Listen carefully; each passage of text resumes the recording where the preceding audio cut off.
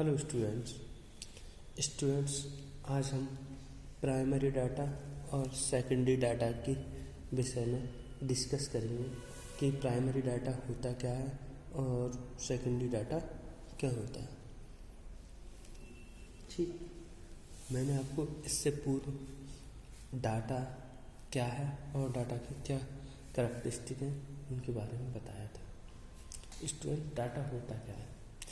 वह अंकात्मक सूचना ही वह सूचना जो तुम्हारी समस्या से या फिर आपको जिस चीज़ का आकलन करना है या किसी चीज़ का मूल्यांकन करना है या किसी चीज़ की रिसर्च करनी है, किसी समस्या के समाधान हेतु कोई रिसर्च करनी है, उससे संबंधित कोई सूचना है, उस सूचना को अंकात्मक रूप में प्रस्तुत करना ही हमारा क्या कहलाता है? डाटा कहलाता है। अब डाटा होते क्या है? डाटा 2 टाइप्स का होता है। एक होता है प्राइमरी डाटा और एक होता है सेकेंडरी डाटा। प्राइमरी डाटा हमारा जो डाटा होता है उसे हम प्राथमिक डाटा कहते हैं या ओरिजिनल डाटा भी कहते हैं। प्राइमरी डाटा को हम कहें तो कहा जा सकता है कि प्राइमरी डाटा वह डाटा है जो एक व्यक्ति या संस्था या जो भी व्यक्ति जो किसी को रिसर्च कर रहा है या कोई मूल्यांकन कर रहा है, वो व्यक्ति जो डाटा है वो स्वयं से व्यक्तिगत रूप में या वो संस्था व्यक्तिगत रूप में अपनी समस्या से संबंधित या फिर कहा जाए मूल्यांकन से संबंधित जो सूचना है स्वयं एकत्रित करे, प्रत्यक्ष रूप से एकत्रित करे और उसको मॉडिफाई करे या उसमें कोई चेंजिंग है तो स्वयं करे, तो उस तरीके के डाटा कहलाता है। वो क्या कहलाता है? हमारा प्राइमरी डाटा कहलाता है। तो प्राइमरी डाटा को हम क्या बोल सकते हैं? प्राइमरी डाटा हमारे जो होते हैं, प्राइमरी आंकड़ों में वे आंकड़े हैं जो अनुसंधानकर्ता अपने उद्देश्यों के अनुसार पहली बार आरंभ से अंत तक एकत्रित करता है। प्राथमिक आंकड़ों से अभिप्राय इन तथ्यों से होता है जिनसे उनके उद्गम से एकत्रित किया जाता है। जैसे मान लीजिए, एक एग्जांपल के थ्रू मैं बताने की कोशिश करता हूँ कि प्राइमरी डाटा होता क्या है। देखिए, हमें कहा जाए कि 100 बच्चों का स्वच्छता की आदत के संबंध में अध्ययन करना है। सही है कि कौन बच्चा किस तरीके से स्वच्छता की आदतों का पालन करता है। तो हम क्या करा, हमने 100 बच्चों को नाम छाटे कि भाई हम इस स्कूल के 5 बच्चे लेंगे, किसी स्कूल के 10 बच्चे लेंगे, किसी के 12 लेंगे, किस तरीके से हमने उन स्कूलों के नाम बनाए। कोई मदल्ला इंटर कॉलेज से ले लिए, कोई राजकीय इंटर कॉलेज से ले लिए, कोई मुड़िया इंटर कॉलेज से ले लिए। तो उन तरीके से हमने सब पे डाटा बनाए और उन बच्चों के नाम सेलेक्ट करें कि इन बच्चों के हम लेंगे और उनसे पूछताछ करिए, बेटा आप किस तरीके से अपने दिनचर्या शुरुआत करते हो, हाथ कब धोते हो, कब किस चीज़ से हाथ धोते हो। तो हमने क्या किया, उन बच्चों से स्वयं व्यक्तिगत रूप से हमने डाटा पर्सनली इकट्ठा किया। तो उस तरीके के डाटा को हम क्या कहेंगे? इसे कहेंगे हम प्राइमरी डाटा कहेंगे। तो ये चीज़ क्या थी, जब हमने जो अनुसंधान करता था या रिसर्चर था या मूल्यांकन करता था, जैसे एवोल्यूशन करना था, उसने व्यक्तिगत रूप से या फिर प्रारंभ से अंत तक स्वयं ही किसी डाटा का संकलन किया है, कलेक्शन किया है, तो वो डाटा क्या कहलाएगा? हमारा प्राइमरी डाटा कहलाएगा।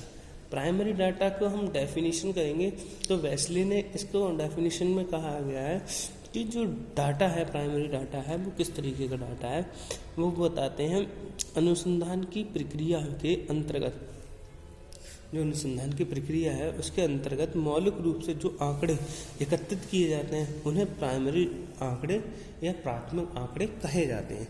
समझ में आ गई कि अनुसंधान की प्रक्रिया के अंतर्गत मौलिक रूप से जो आंकड़े एकत्रित किए जाते हैं उन्हें प्राथमिक आंकड़े कहे जाते हैं।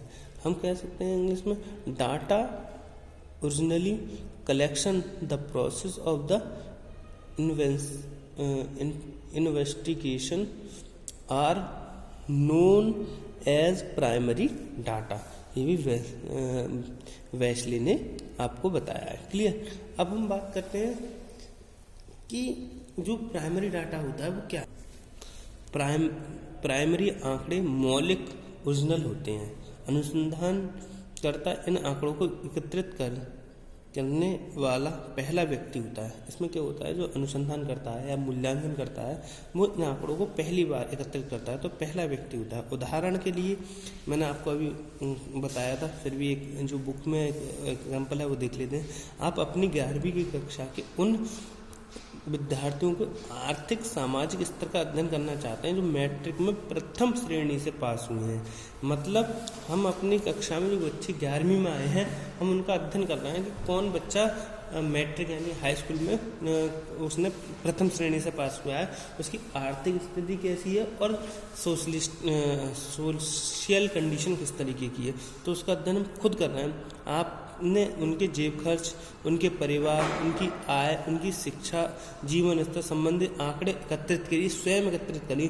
तो इस तरीके के जो आंकड़े हैं वो क्या कहेंगे, हमारे प्राइमरी आंकड़े कहलाएंगे। समझे?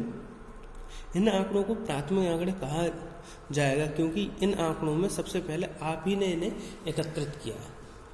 अब हम बात करते हैं सेकेंडरी डाटा की। सेकेंडरी डाटा जो हैं वो दो तरीके, सेकेंडरी डाटा जो होते हैं वो क्या होते हैं कि जो अनुसंधान करता है या कहा जाए मूल्यांकन करता है वो उन्हें स्वयं को एकत्रित न करता है, किसी ने इनका यूज कर चुके होते हैं। उन आंकड़ों को अपनी रिसर्च में, अपने मूल्यांकन में समायोजित करना, एडजस्टमेंट करना, तो वो उस टाइप के आंकड़े जो होते हैं वो सेकेंडरी डाटा कहलाते हैं। हम पढ़ लेते हैं क्या है। द्वितीय आंकड़े वे आंकड़े हैं जो पहले ही अन्य व्यक्ति या संस्था के द्वारा एकत्रित किए जा चुके हैं, उन्हें अनुसंधान करता केवल उनका प्रयोग करता है। जैसा मैं इसका एक उदाहरण दूं, जैसे हमने मौलिक आंकड़े का अभी ऊपर एग्जाम्पल पढ़ा था कि मैट्रिक में जो बच्चे की कंडीशन देखनी है, जो मैट्रिक पास करके आए हैं, फर्स्ट डिवीजन से पास करके आए हैं, उनकी कंडीशन क्या थी, उनकी सोशल कंडीशन क्या है, उनकी इकोनॉमिक कंडीशन क्या है, इसे हमने क्या किया था, खुद बनाया था। मान लीजिए मेरा नाम राम है और ये मैंने इकट्ठे की ये प्राइमरी आंकड़े, और श्याम नाम का एक व्यक्ति है, उसे भी यही डाटे की ज़रूरत है। उसे क्या करना है, पूरे शहर के, मैंने अपने विद्यालय के डाटा का यूज करा और उस श्याम को पूरे शहर के बालकों का अध्ययन करना है कि जो मैट्रिक में मतलब फर्स्ट क्लास से पास हुए हैं, उनके प्राथमिक जो आंकड़े हैं, मतलब इकोनॉमिक कंडीशन है या सोशली कंडीशन है, वो किस टाइप की है। तो मैंने तो अपने कॉलेज का आंकड़ा, मैंने अपने कॉलेज के आंकड़े का पता लगाया भाई कि मेरे क्लास में क्या क्या रहा स्थिति रही है कि तो किसकी क्या कंडीशन है, तो वो आंकड़ा क्या करा, मैंने प्रकाशित करा दिया रिसर्च के रूप में। अब क्या कर रहा है, श्याम नाम के व्यक्ति ने उस प्रकाशित आंकड़े को अपने डाटा में शामिल कर लिया, तो इस टाइप के आंकड़ा क्या कहलाएगा, सेकेंडरी डाटा कहलाएगा। डेफिनेशन में क्लियर कर लेते हैं, क्या कहते हैं, वेस्ले कहते हैं कि जो आंकड़े दूसरे व्यक्ति द्वारा एकत्रित किए गए हैं उन्हें द्वितीय आंकड़े कहते हैं। तो कह सकते हैं data collect by other person are collected secondary data. Clear? और भी डेफिनेशन है, चाहे पढ़ लेते हैं। वेलफेयर कहते हैं कि द्वितीय आंकड़े वे हैं जो पहले से अस्तित्व में हैं और वर्तमान में कहा जा सकता है वर्तमान प्रश्नों के उत्तर में नहीं बल्कि दूसरे उद्देश्यों के लिए एकत्रित किए जाते हैं।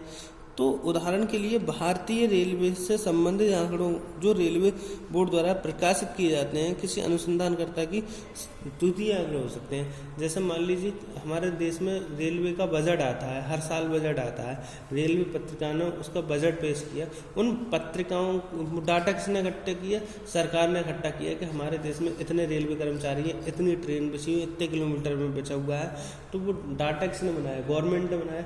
अब उसने वो प्रकाशित करा दिया, किसी अमर उजाला वाले पेपर में छपवा दिया, किसी पत्रिका में छपवा दिया।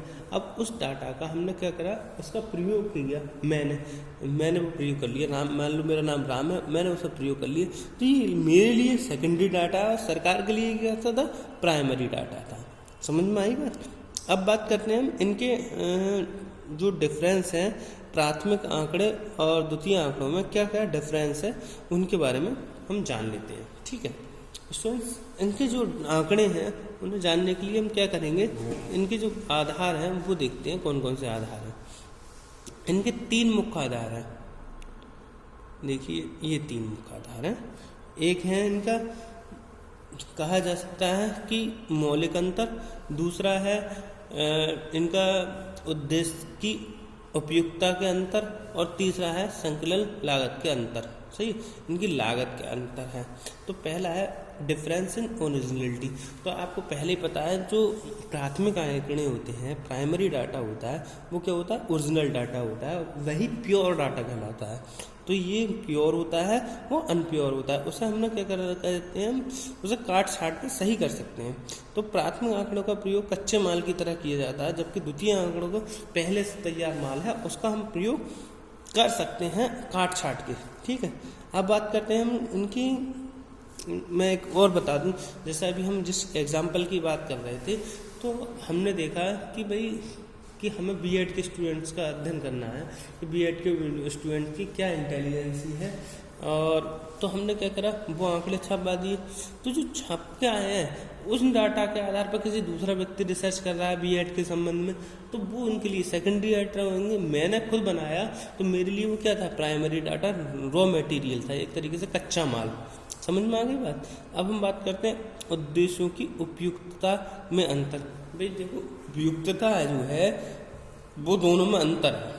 भाई प्राथमिक आंकड़े एक निश्चित उद्देश्य के अनुकूल होते हैं। भाई हमने जो उद्देश्य बनाया है या फिर जो समस्या है हमारा, वो उद्देश्य प्राइमरी डाटा पूरा कर देते हैं। तो इनका जो उद्देश्य होता है उनमें संशोधन की आवश्यकता नहीं होती है।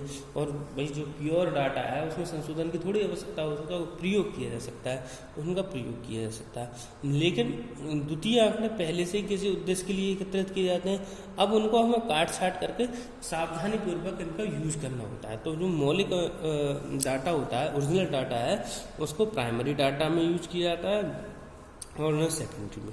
क्लियर। अब संकलन लागत की बात कर लेते हैं, मतलब difference in cost of collection में जब हम प्राइमरी डाटा खुद बनाएंगे, खुद तैयार करेंगे, उसके कुछ क्वेश्चनियर तैयार करेंगे, उसका शेड्यूल तैयार करेंगे, या इंटरव्यू से लेंगे या किसी और माध्यम से लेंगे, कई और उपकरण हैं उनके माध्यम से लेंगे, तो उसमें धन और समय की और परिश्रम तीनों की व्यय होगा। तो ये अधिक लागत वाले होते हैं। इनका जो प्राइमरी डाटा है वो कॉस्टली होते हैं और सेकेंडरी डाटा कॉस्टली नहीं होते हैं, वो ईजी से अवेलेबल हो जाते हैं। Thank you very much.